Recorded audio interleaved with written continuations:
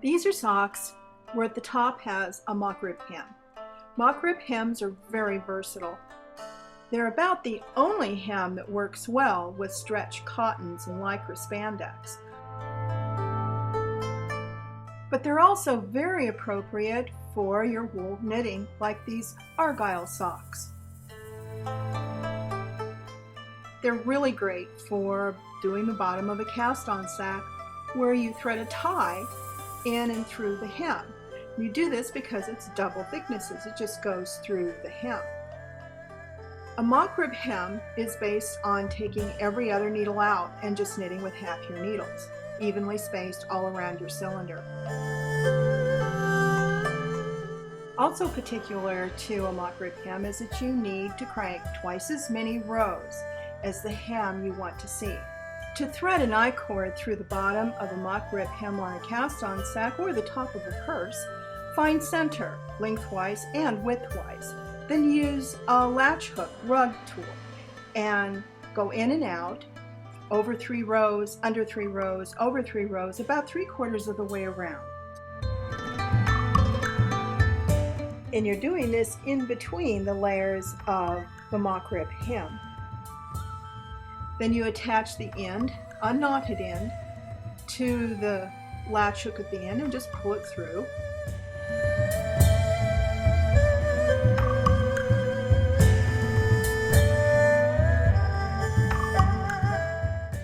And kind of ease it out a bit. Then flip it over and get that last bit of end in there.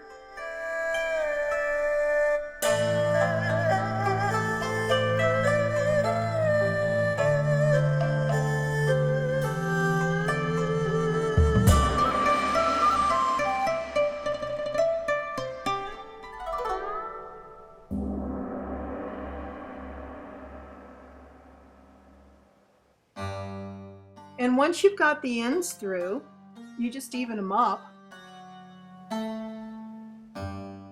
Now it's time to begin a look at how we do our mock rib hem.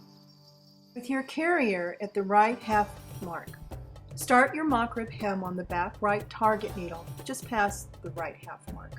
You transfer every other stitch to the needle forward of it, transferring one stitch after another in the same counterclockwise direction as you crank. The yarn carrier should be behind all the transfers. Stop transferring when you reach the left half mark.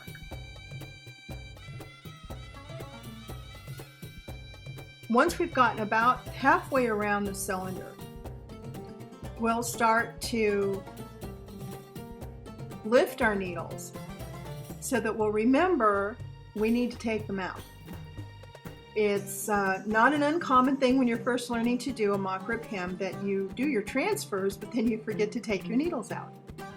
So lift your needles as far around as almost where you ended in transferring your stitches.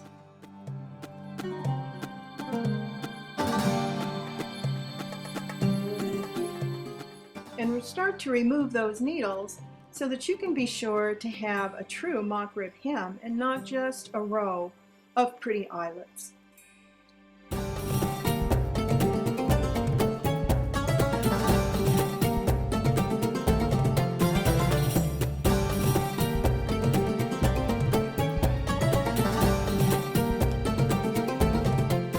After all of the needles have been taken out that no longer have stitches, we can crank the yarn carrier over toward the left half mark. Now it's always going to be a situation with circular sock machines that you need to move the yarn carrier and with it the cams to get access to the needle so that you can manipulate the stitches. After cranking the half row, cut a piece of marking thread about 10 inches long and fold it in half, and with a latch tool pull it around the first mock rib row with a slip knot to mark that bar as the first row and the first stitch in line with the target needle. Now check your row counter, reset it, and make sure you put in whatever rows you've done already. Now we're going to do this marking so that as we progress down, we're going to be doing 30 rows, which is about an average size mock rib hem. And that first row is going to completely disappear. And how it lines up to the needle above it, that's going to disappear too. So if you mark a specific needle stitch down below 30 rows below, you'll be able to know when you are done with your 30 rows, take your weight off, and you start to lift it around. Now find that marking thread and just lift that bar up and over that target needle and slip that stitch on. That's the start of your hang. That way your hang is straight. There's not going to be any torquing from side to side.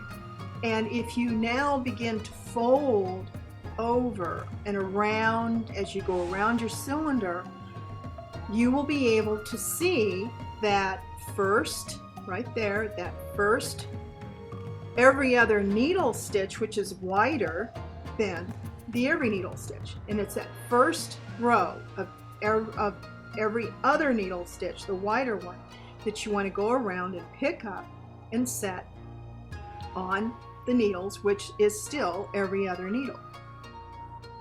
This really simplifies the confusion that often happens when you're new to cranking of how do you orient when your knitting has gone all the way down inside and you bring it up to hang and you don't know where to start the hang. We're getting to the point where we need to consider if this is the beginning or the end of a project.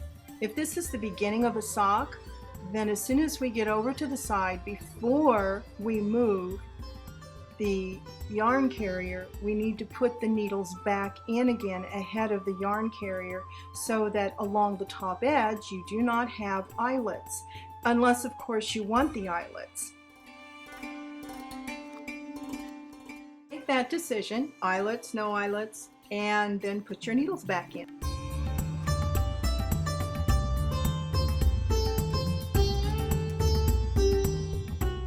For projects that are going to be ending, such as this cast-on sack or a sock, then what we need to do is lift all of our needles so that they're ready to be cast off with a latch tool bind off.